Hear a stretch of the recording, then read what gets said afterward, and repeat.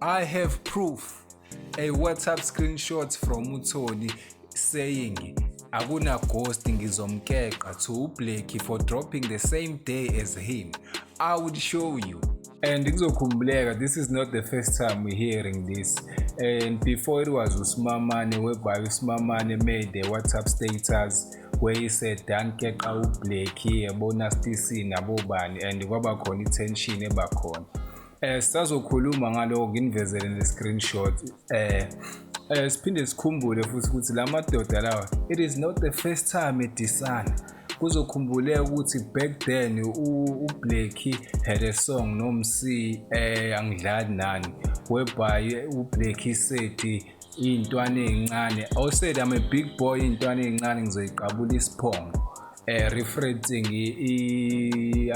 EP series yaThoni, which is Big Boy, where he later on clarified ukuthi ubengasho yena uThoni ubone ngazuthi makushiwo igama elithi Big Boy uyali-owner or something. And masikhumbula kahle, uBlakey went on to shoot a music video elokishini lakhe in his hood ka-D eKawashi. We'll show you everything isikhulume ngako konke yabo. Then Thoni responded on a feature whereby he said ngiphuphe ngiqabula usikomodo kanjani. Come on bafethu, showcase bekuyi-reply leyo, yayibona loo nto leyo. And we're still going to go in deep kule nto yokuthi uSmamane noThoni playing a tag team in the game. Remember, these guys live across the streets from each other. They like boys. If you look at things, they have the common enemies. You know, they're using tricks which are almost the same to push their music to promote. For instance, uSmamane used Utagi from Piano Pulse in his song, which is the same thing that uThoni did, and also dissed Umaz. They know ukuthi those guys will talk about them no matter what. Yabo. Masiqhubeka futhi sophinde sikhulume bafethu ukuthi who has the upper hand between uBlakey for the Love EP or iGirls MP3 when it comes to ama-charts. There are ama-advantages akhona which I will later on explain to you. Let's get to it. So bafethu, I said I have proof of uThoni Daimani saying ngizomkeqa uBlakey. So there's a screenshot which was sent to me by someone in confidence. Uyayibona loo nto leyo. He told me ukuthi ngingasiphutshuze screenshot warawishi kanjani, yabona loo nto leyo. I'm fine for doing this, but I'm doing this for you, yabona loo nto leyo. If he said it, shuthi ngakwazi ukuyimela. So there's a WhatsApp screenshot by uThoni. I would read it to you. This WhatsApp screenshot says, you know Blakey is dropping the same day as me on the 13th of February. All Love project as well. Mine is 5-track. Tim told me his is 8-track. Akuna ghost ngizomkeqa. Those are words from uThoni. Yayibona loo nto leyo. Kuzokhumbuleka ukuthi la madoda akhiphile wo2 akhiphe ama-album othando wo2 uThoni Daimani and uBlakey. Izinto seyishintshile. As I remember back in the days when rappers were beefing, they would diss each other on songs. What I wish ala madoda lawa shaya R&B esingakazi siyibone before. Athi let's see who's the biggest lover boy. Let's see who has the most heartbreaks ban. Okay, kodwa sikho lapho sila kule screenshots lese sithi you know Blakey is dropping the same day as me on the 13th of February. All Love projects as well. Mine is 5-track. Tim told me is 8-track. Akuna ghost ngizomkeqa. This is not the first time. Yazi ngiyayibuza ukuthi what is happening with these KZN boys in Joburg? Kwenzakalani lapha eGoli bafana? Because the first time we heard this word ngizomkeqa was from uSmamane, when uSmamane did a WhatsApp status where he said adankeqa uBlakey noNasty C, whereby uBlakey caught some feelings. Angazi noma nisayikhumbula yini leyo nto leyo. Igama elithi ngizomkeqa is a word widely used emlazi, which means ngizokushaya or ngizokuhlula, yayibona leyo nto leyo. So la majida lawa sebonisile ukuthi hayi uBlakey awambandi ngisho ngathiwani, yayibo. So i-friction yala majida leya dates back, akuyona into esuka manje.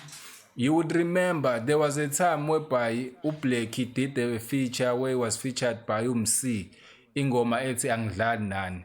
uBlake uthe I'm a big boy niy'ntwana ey'ncane ngizoniqabula isiphongo uyayibona leyo nto leyo which kwi-Big Boy is i-EP yaTony i-EP series yaTony which siyayazi sonke uyayibona leyo nto leyo so uBlake did that emva kwaloko ukugcwazisela okukhulu what he did wahamba waya ngakubo and shot a music video ngakubo ka-D uTony is from Emlazi ka-D then uBlake went on to shoot i-video cause uyabona lapha ku-video ufika uBlake apaka imoto yakhe kamnandi bayishisela imnyama uyakhombisa ukuthi akathukile uyabona leyo nto leyo and uBlake went on to clarify ukuthi yena wayengasho uTony uyayibona leyo nto leyo wayengasho uTony mesha i-Big Boy uTony wenze ngazuthi uyali-owna leli gama kodwa ubone engathi kunokudelela yabo then lento yaqhubeka utsho uTony there's a line where it was a feature where say I had a nightmare ngiphupha usikomoto engiqambula isiphongo something like that I'm not sure nengoma ngisayikhumbuli kahle which leaves me with the question. Is Usmamane and Tony playing the tag team game? Listen carefully. Ungizwe kahle futhi. You remember Usmamane is under Gamma and Tony is working with Empire. I don't know if they're under or working together, but there's something like that. But they're in separate places. But they seem to be using the same tricks. Kanjani na? You would remember they both have hate for Piano Pulse. They have the common enemies. They both hate Piano Pulse. Usmamane did something on his tape where he used the clip Yatahi, and Tony also did the same thing. And Tony went as far as dissing Umaz, because I think lapha he was dissing Umaz kule ngoma le ethi where would I be? Yeah, I think it's where would I be? Mawulalelisisa kahle ama-lyrics laphayana, I think with this Umaz. And they both knew ukuthi if they do this move, definitely Piano Pulse will talk about this and this thing would make abantu wanna listen to their album kanjalo yabo. The second thing, they both had Blake. Obvious uyayibona leyo nto leyo uBlake had a beef noSmamane siyayikhumbula it was evident because of i-screenshot nokukeka the same thing uTony is doing and Tony akakufihla ukuthi akagcwele ngoBlake we saw that kasikhathi bembuza lapha imibuzo ukuthi shaya ifeature noBlake kanjani wabonakala lapha wathi uTony asifuni uyayibona leyo nto leyo enemy yesibili le abanayo and esithathu bo2 bebenenkinga namaqwele uyayibona leyo nto leyo ekubeni nenkinga nawo amaqwele I think uSmamane wayenenkinga namaqwele uTony le nto uyayichaza kwi podcast yazinga la azathi I had that's my big brother so he told me he had a problem I was like yo I got a problem too there umbuzo wami was this their plan kuzokwenzakalani bese be drop it tape together lebe kuyiplan yabo ukuthi we fight together since we live across the streets from each other siyaba penetrate le game uyayibona leyo nto leyo that's what I want to know. Okay, let's talk about who might have the upper hand when it comes to leading the charts between For Love 2 and Girls and MP3 by Tony Diamond. Okay, Buffett. So both projects were superb. I enjoyed them very much, even though the other I enjoyed more than the other. What does he call up?